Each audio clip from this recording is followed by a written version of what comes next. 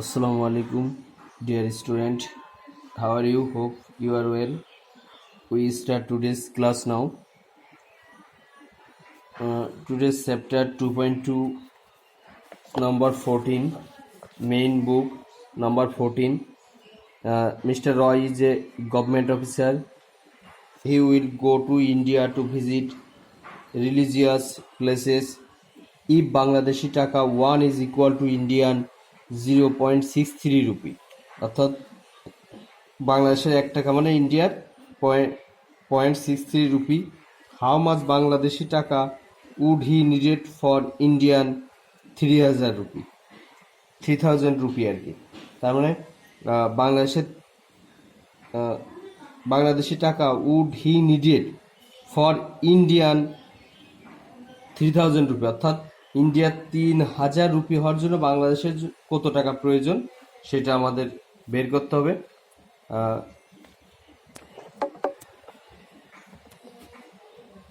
Okay,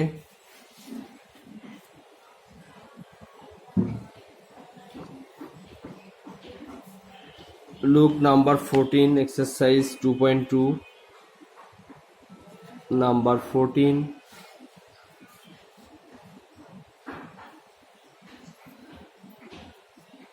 Indian rupee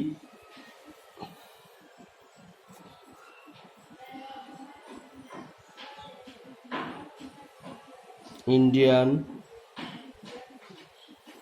rupee 0.63 is equal to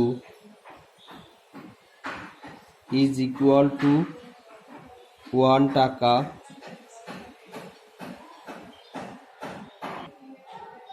is equal to 1 টাকা since Indian rupee 1 is equal to, তার মানে 1 টাকায় কত আসবে, কম হলে ভাগ হয়, টাকা 1.063 এত টাকা। therefore Indian rupee 3000 দেয়া আছে, 3000 is equal to 1 into 3000 divided by 0.63 টাকা। এবার এটাকে আমরা ক্যালকুলেশন করব। 1 into 3000 into পয়েন্ট উঠার জন্য একটা 1, পরে যে কয়টা ডিজিট সেই কয়টা 0 ডিভাইডেড বাই 63। এটাকে এখন কাটাকাটি করলে 63কে আমরা 3 দিয়ে কাটলে 63কে 21 থাকে, আর এটা 3 দিয়ে কাটলে থাকে 1000। আর কোনো কাটাকাটি হয় না, 1000 আর 100 গুণ করলে 1 লাখ ডিভাইডেড বাই 21 টাকা। এটাকে এখন ডিভাইডেড ক্যালকুলেটরে যদি আমরা ডিভাইডেড করি তাহলে একবারে চলে আসবে টাকা 4761 পয়েন্ট, আবার দেখি 1 লাখ 4 5 ডিভাইডেড 21 4761.904762 এরকম থাকে। তাহলে আমরা 90 পর্যন্ত রেখে দিব, সমান 90 এত অ্যাপ্রক্স লিখে দিলে হয়, এত অ্যাপ্রক্স অর্থাৎ এর কাছাকাছি প্রায় আর কি। তাহলে তোমার এই ইন্ডিয়ার 3000 রুপির জন্য তোমার বাংলাদেশি টাকার কত টাকা লাগবে? বাংলাদেশি টাকা লাগবে 4761.90 টাকা, অর্থাৎ প্রায় 4762 টাকা, 4761.90 লিখে দিলাম। অর্থাৎ therefore Mr. Roy will be needed, therefore Mr. Roy will be needed 4761.90 Bangladeshi টাকা, বাংলাদেশি টাকা। ওকে, এটাই অ্যান্সার। এবার number 15,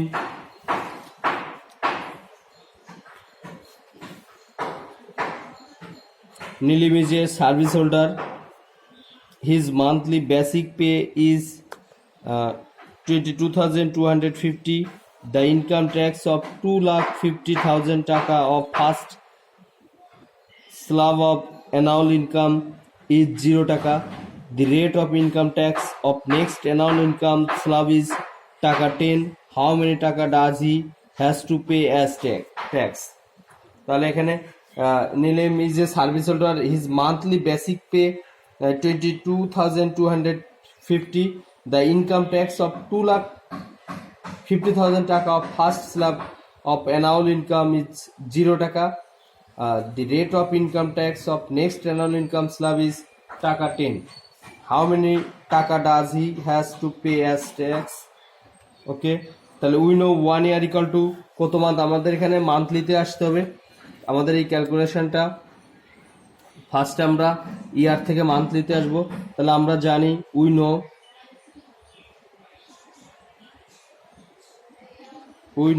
1 year equal to 12 months. The basic pay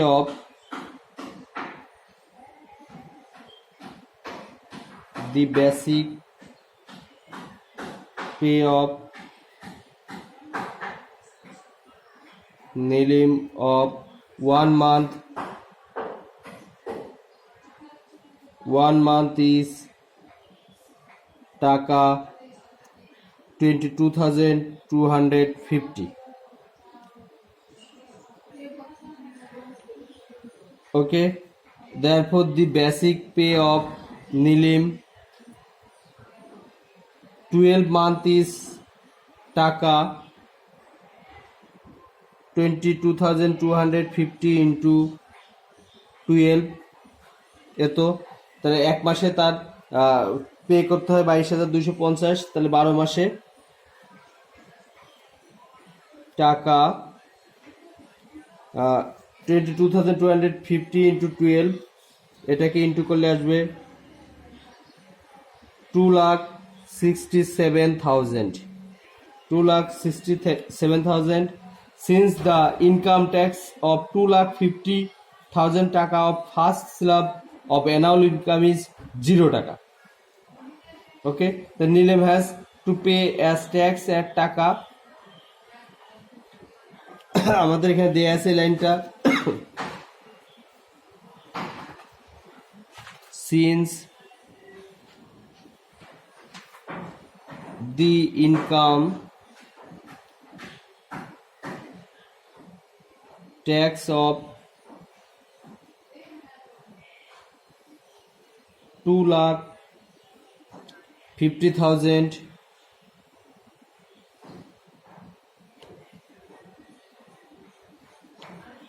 টাকা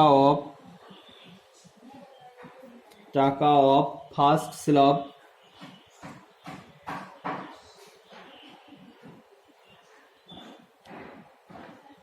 of annual income is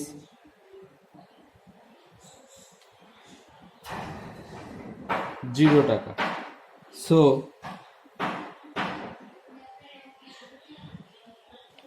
Nilim has to pay as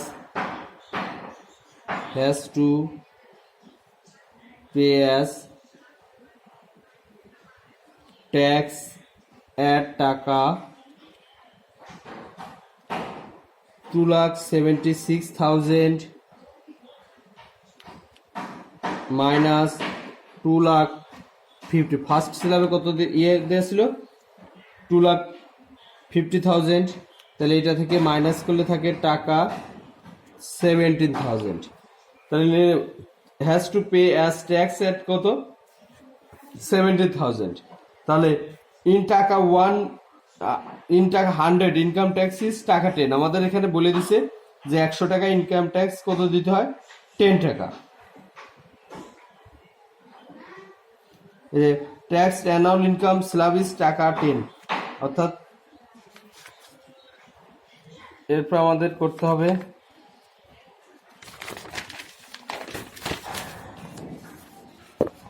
যে so in টাকা 100, income tax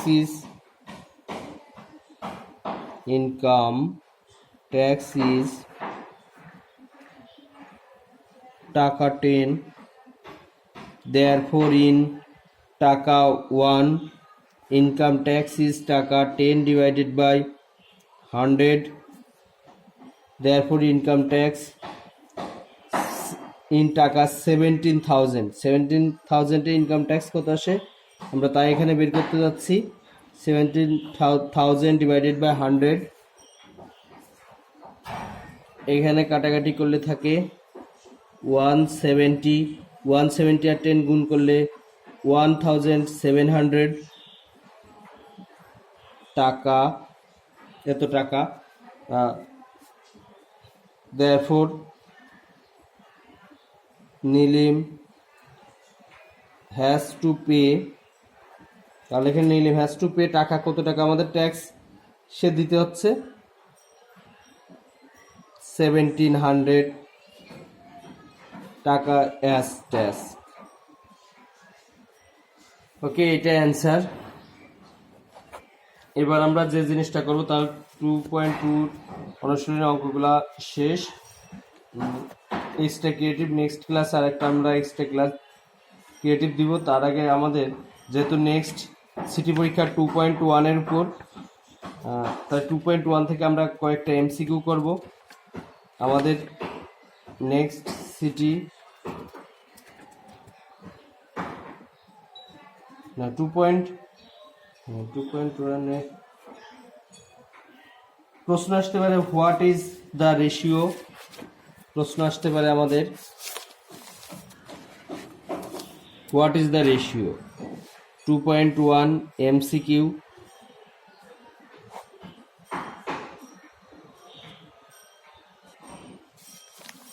প্রশ্ন আসতে পারে what is the 2.1 MCQ,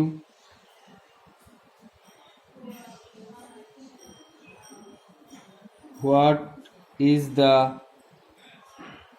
ratio. Ratio কি? বি নাম্বার এ ফ্র্যাকশন, একটি ভগ্নাংশ। Ratio একটি কি? ভগ্নাংশ। তারপরে which of the following is the unit of ratio, unit of ratio. রেশিওর ইউনিট কি? রেশিওর কোনো ইউনিট নেই, রেশিওর কোনো একক নেই, নো ইউনিট। তারপরে এ ধরনের প্রশ্ন আসবে A:B সমান 4:7, B:C সমান 10:7, then what is A:B:C equal to what. তাহলে এই ধরনের ইয়েগুলো আমরা করবো এরকম। A:B সমান দেওয়া আছে 4:7, B:C সমান 10:7।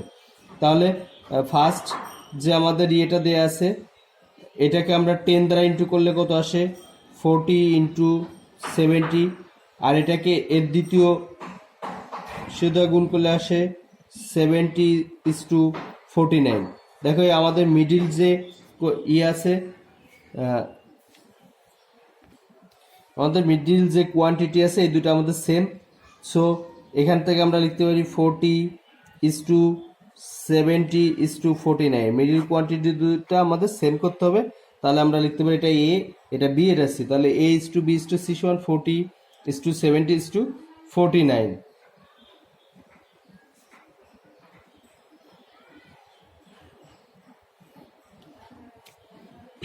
এরকম আসতে পারে এইটাই, এই জিনিসটা দিয়ে ইয়ে করতে পারি 40:70,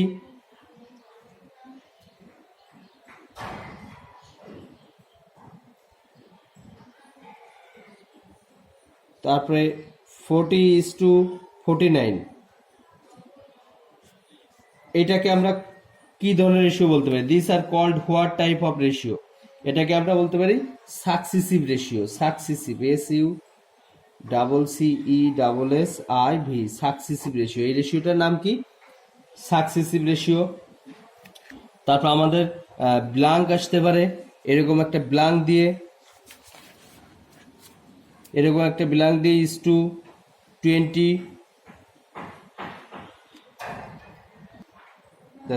লুক খালি ঘর ইজ টু 20, প্রপোর্শন আমাদের এখানে কি দিতে পারে, প্রপোর্শন আর ইকুয়াল, সিম্বলটা same, 3:12, what will be the blank space, এই ব্ল্যাঙ্ক স্পেসে কি হবে, তাহলে এই ব্ল্যাঙ্ক স্পেসে কি হবে, আমাদের এখানে একটা ইয়ে ছিল, ফর্মুলা ছিল, first quantity into fourth quantity equal to second quantity into third quantity, অর্থাৎ কী ছিল, first quantity into fourth quantity equal second quantity into third quantity.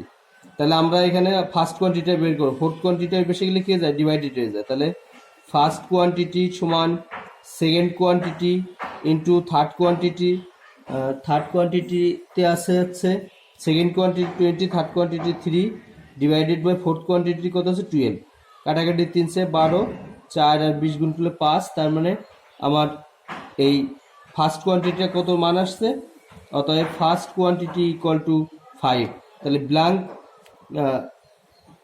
Blank স্পেসে আমাদের কি বসবে, এখানে ব্ল্যাঙ্ক স্পেসে আমাদের এখানে 5 বসবে। ওকে, এইভাবে আমরা মানগুলো বের করব। In case the proportion which one of the following relation of correction, অর্থাৎ এইখানে আছে first quantity into fourth quantity equal to second quantity into third quantity, এই রিলেশনটা আমাদের বলে দিতে হবে। তারপরে এমনি নর্মালি আমাদের অঙ্ক sum of two numbers is 600 and their ratio is 7:3, what is the difference between the number. এই ধরনের যে অঙ্কগুলো আছে এগুলো বইয়ের অঙ্ক, বইয়ের অঙ্কগুলো করতে হবে। এখানে এই ধরনের অঙ্ক আসলে আবার আমি বলি, sum of two numbers is 600 and their ratio is 7:3, তাহলে দুইটাকে, একটাকে আমরা 7x ধরি আর একটাকে যদি 3x ধরি, নাম্বার দুইটাকে ফার্স্ট সেকেন্ড 7x, সেকেন্ডটা কারণ 7:3 দিয়ে আছে 3x। এবার the ratio sum of two numbers 600, তাহলে sum of 7x plus 3x equal to 600, দুইটার সমষ্টি 600, তাহলে দুইটাকে যোগ করলে তো 600 হবে। অ্যাকর্ডিং টু কোশ্চেন অনুযায়ী আমরা এইভাবে বলতে পারি। তাহলে এটা আসে or 10x equal to 600, 10 divided হয়ে যায়, x ইকুয়াল টু কত 60, x ইকুয়াল টু আসে আমাদের 60। What is the difference between number, তাহলে আমাদের একটা মান আসবে 7x, তাহলে 7 ইন্টু 60, 7 ইন্টু 60 সমান 420, আর 3 ইন্টু 60 ইকুয়াল টু 180, দুইটার কিছু আছে ডিফারেন্স, তাহলে 420 থেকে 180 আমরা এখানে মাইনাস করব, 0 4 কত 240, এই 240টাই মূলত আমাদের এটার অ্যান্সার। তাহলে তোমরা এই এমসিগুলো, এই 2.1-এর যেহেতু তোমাদের সিটি আছে, এমসিগুলো ভালো করে করবা, আর আমি যে ক্রিয়েটিভগুলো করেছি এই ক্রিয়েটিভ করবা। ওকে, আল্লাহ হাফিজ।